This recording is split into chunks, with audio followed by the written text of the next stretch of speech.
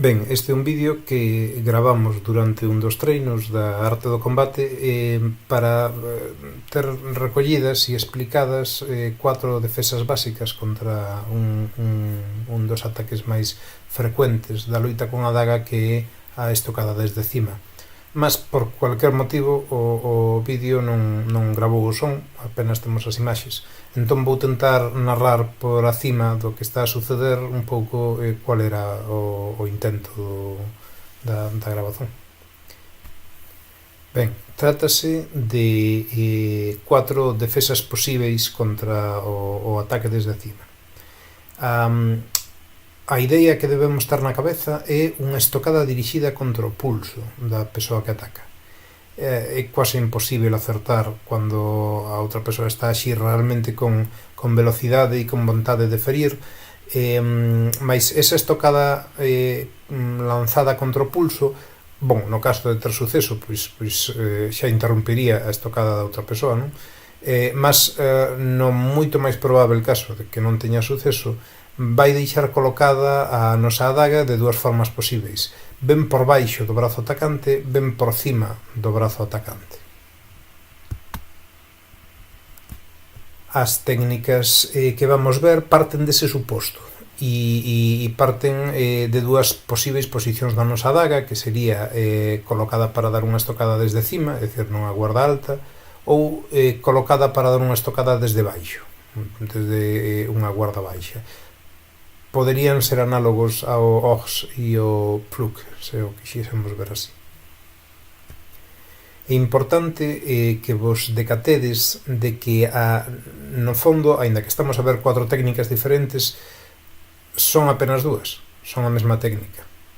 Cando facemos a estocada desde cima e a nosa adaga fica por baixo do brazo atacante, é análogo a cando facemos a estocada desde baixo e a nosa adaga fica por cima do brazo atacante, porque depois o que vamos facer é xirar a adaga, xirar o noso brazo con a nosa adaga, e vamos chegar á mesma posición polos dous lados. A cuestión é que digamos, a orientación da nosa mão está invertida, pero a técnica final é a mesma nos dous casos.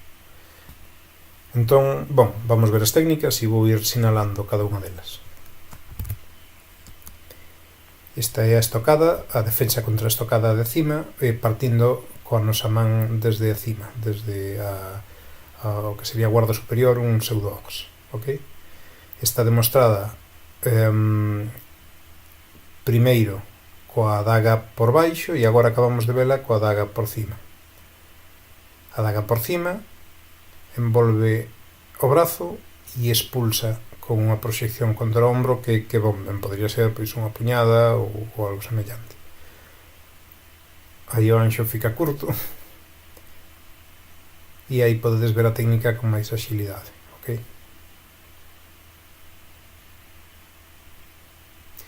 Agora, desde baixo, vedes que cando a daga fica por acima ou por atrás do brazo atacante, a técnica final é análoga a cando a daga ficaba por baixo na defensa desde cima.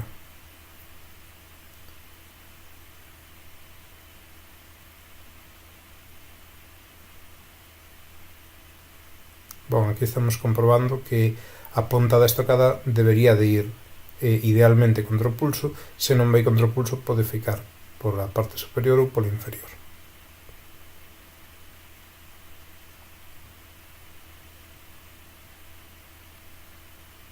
Caso de que a daga fique pola parte superior, pola parte inferior, na defensa desde baixo, okay? O movimento sería análogo a cando fica na parte superior, cando defendemos desde cima, ben?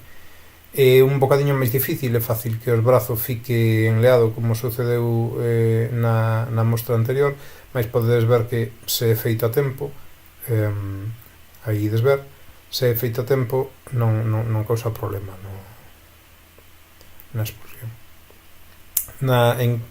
Tanto desde cima como desde baixo, cando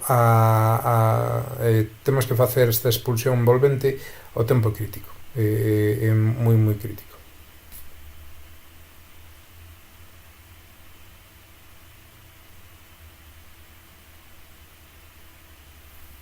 Ben, e entón esas son as 4 técnicas que en realidade son dúas por cima e dúas por baixo, que son as mesmas, mas invertidas. Ok, aí estades vendo que cando a daga ven desde baixo está facendo un movimento envolvente que a coloca na mesma posición que cando viña desde cima, e cando a daga desde cima fica por baixo está facendo o mesmo movimento que cando a daga desde baixo, a ver, aí está, efectivamente, vale,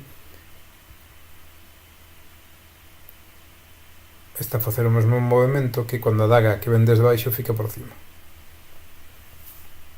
Hai simplemente un movimento máis de man. É un sistema simples que evidentemente pode ser estendido de moitas formas e que pode englobar outras moitas técnicas, mas estes 2 ou 4 movimentos, como os queráis ver, son unha base moi simples para iniciar o traballo da loita con a daga. Ben, aguardo que fose de interese e obrigado por verdes este vídeo.